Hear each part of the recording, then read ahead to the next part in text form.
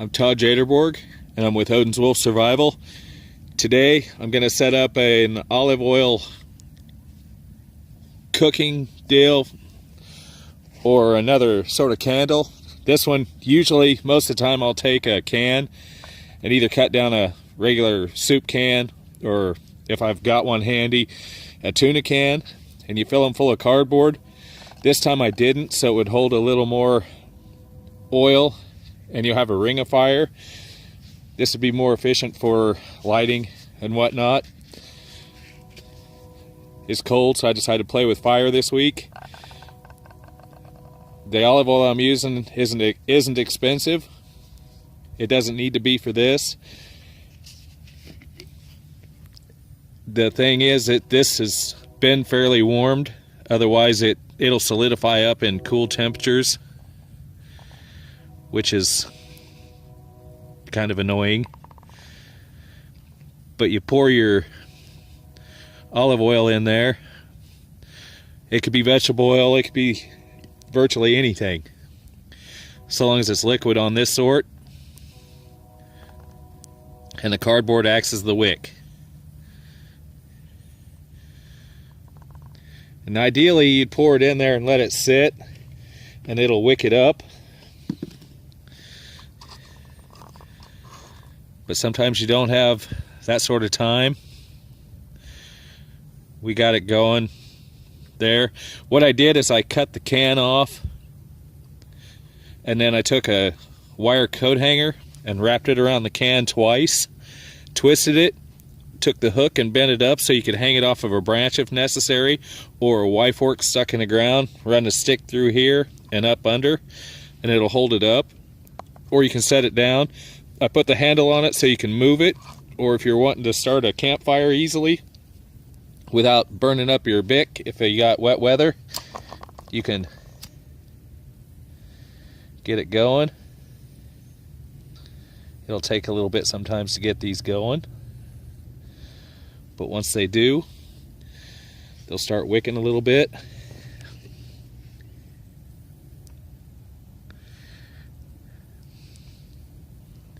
And they'll increase as it goes. It'll burn the cardboard down until it meets the where it's wicking up the oil.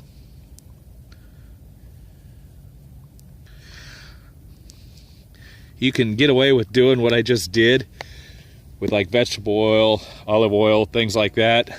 I would not do it with any sort of kerosene, anything along that line, gasoline, anything that's volatile, because it will flash and you will not like it.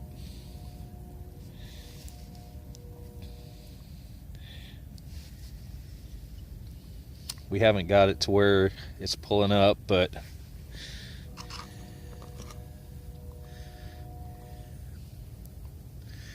you can see it in there. I didn't put a lot in because I don't want it to burn for hours. But you can fill this up, and ideally, it's like I said earlier, ideally you want to pour it in there till it's pretty high up on the tin, and it'll wick further up. This will start being a pain in the butt just because I don't have it wicked all the way in. You can see where it's coming up.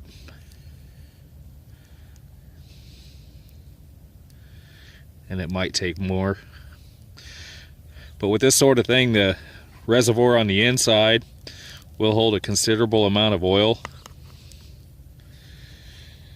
and you'll have a ring on the outside, which you can cook over these if you set it over a pot, but most of the time they're handier for either signaling or candlelight or something, because you can hang it.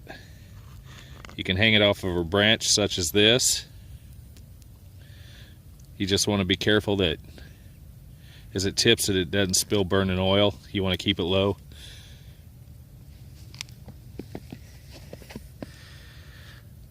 And it's starting to pick up a little more. They do smoke a little, not as bad. You can actually use old engine oil in this if you need to. like if you're stuck out somewhere, a lot of times you'll have cardboard or something, you might find a tin and, you know, or even paper rolled up in outside like that, and pour engine oil, motor oil, things along that line in it, and it'll burn. But you just don't want to breathe the smoke because it's incredibly nasty and it does smoke a lot. But like today, where everything's wet and frozen and icy, you can set your logs over this once you get it going, or your wood and everything. This will burn long enough to dry it out and get it going. If you're stuck out somewhere, now it's starting to pick up a little, as you can see.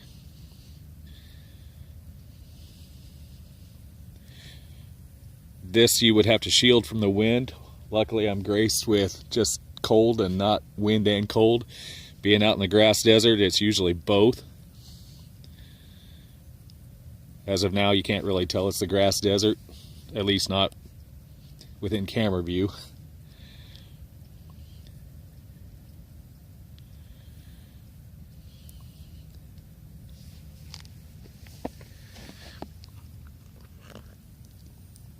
I probably should have chopped the cardboard a little closer, but it don't really matter. It'll trim itself to its desired length.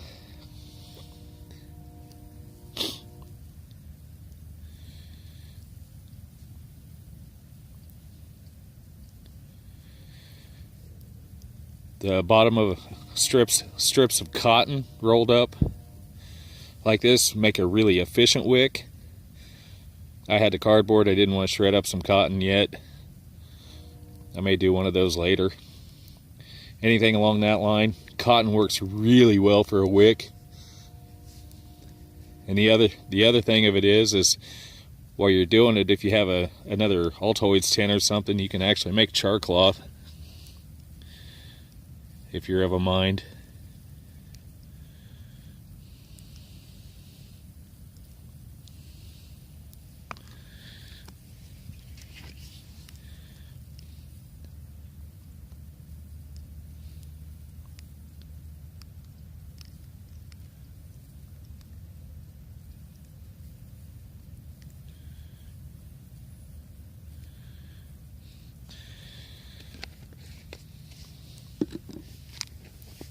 It's below freezing out here, so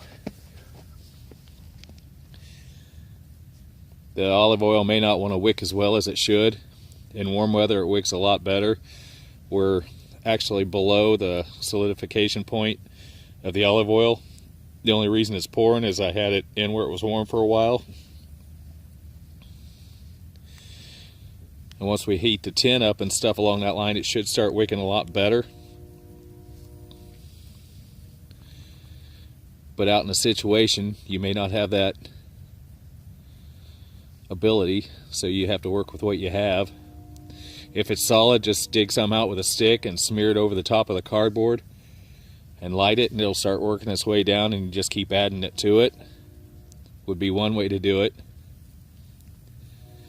The other, if you had access to a quart of engine oil, you could just pour that in there, and that would work, but you'd want to be upwind of that.